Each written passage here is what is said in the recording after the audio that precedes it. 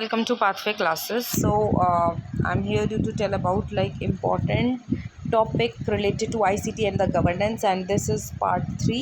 So part 3 आज हम करने वाले हैं. Already we have completed दो parts, that is part 1 and part 2. Please go through all my previous videos because each and every topic is important for the exam point of view. Okay, so this is a part 3. So this is the last topic of the ICT and the governance. हाँ, यहाँ तक हमने complete कर लिया था. I hope so आपको ये clear है. CSC 2.0 these are the digital initiatives जो मैं आपको पढ़ा रही थी ई गवर्नेंस में ICT के अंदर, राइट. सो ई गवर्नेंस में क्या क्या टॉपिक्स होते हैं वो हमने अभी पढ़े. क्या क्या इनिशिएटिव्स आए, गवर्नमेंट ने क्या क्या इनिशिएटिव्स दिए. एंड एक और इनिशिएटिव है that is national centre for the geo informatics. ये जो national centre for geo informatics है इसको हम शॉर्ट में कहते हैं NCOG. अंडर दिस प्रोजेक्ट अगर हम बात करें तो geographical information system that is GIC को इन्होंने एक तरीके से कोलैबोरेशन के लिए, शेयरिंग के लिए, एक तरीके से लोकेशन बेस्ड एनालिटिक्स के लिए, इन्होंने डिसीजन सपोर्ट के लिए ये डिपार्टमेंट को डेवलप किया. जियो इन्फॉर्मेटिक्स मतलब जोग्राफिकल इंफॉर्मेशन से रिलेटेड जितना भी शेयरिंग होगा, जितना भी डिसीजन सपोर्ट होगा, ठीक है, उस पर्टिकुलर लोकेशन के बेसिस पे, ठीक है, उस पर्टिकुलर सेंटर, ये वाला जो पर्टिकुलर सेंटर है ये डेवलप किया गया गवर्नमेंट ऑफ इंडिया ने, right. Next, national e governance plan that is NEGP, ठीक है. This is the view of the governance initiatives. ये अक्रॉस द इंडिया चलता है, अक्रॉस द कंट्री चलेगा. इंटीग्रेट करता है एक ही कॉज को, एक ही विजन है, एक ही मिशन है हम सबका कि हमें ई गवर्नेंस को प्रोड्यूस करना है, डेवलप करना है, ठीक है. सो ये यही एम है इसका कि सबका एक ही एम होना चाहिए, सबको इंटीग्रेट करता है, ठीक है.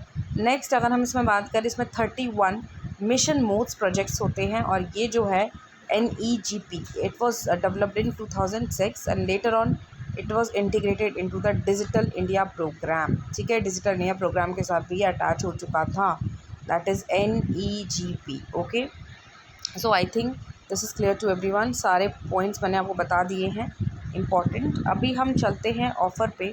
अन academy offer, this is the Unacademy offer, Unacademy goal, and here you can go for the subscription अगर आप इंटरेस्टेड हो. And this subscription is important for the CSIR, UGC NET, सबके लिए. जैसे कि अगर हम बात करें SSC बैंकिंग, DSSB का एग्ज़ाम, KVS का एग्ज़ाम, ये सारे एग्ज़ाम्स के लिए इम्पॉर्टेंट है. अगर आप किसी की भी प्रिपरेशन कर रहे हैं तो you can use this code that is PKNET10, PKNET10.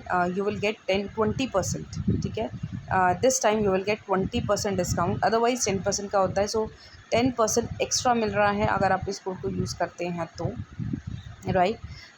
और आपको ये हेल्प भी करेगा कहीं ना कहीं आपके एग्ज़ाम में डेवलपमेंट के लिए, आपके एग्ज़ाम को प्रिपेयर करने में, क्योंकि आपको यहाँ पे 24/7 डाउट क्लियरिंग सेशन मिल जाता है, पर्सनलाइज टेस्ट मिल जाते हैं, ठीक है, पर्सनलाइज काउंसलिंग आपको मिल जाता है, क्विज़ेस मिल जाते हैं, मॉक टेस्ट मिल जाता है. सब कुछ आपको एक ही प्लेटफॉर्म पे मिल जाएगा. आपको कहीं और से फिर स्टडी करने की कोई भी किसी भी तरीके की नीड नहीं है, क्योंकि यहाँ पे आपको टॉप एडुकेटर्स गाइड करते हैं. और एक ही नहीं, बहुत सारे एडुकेटर्स हैं.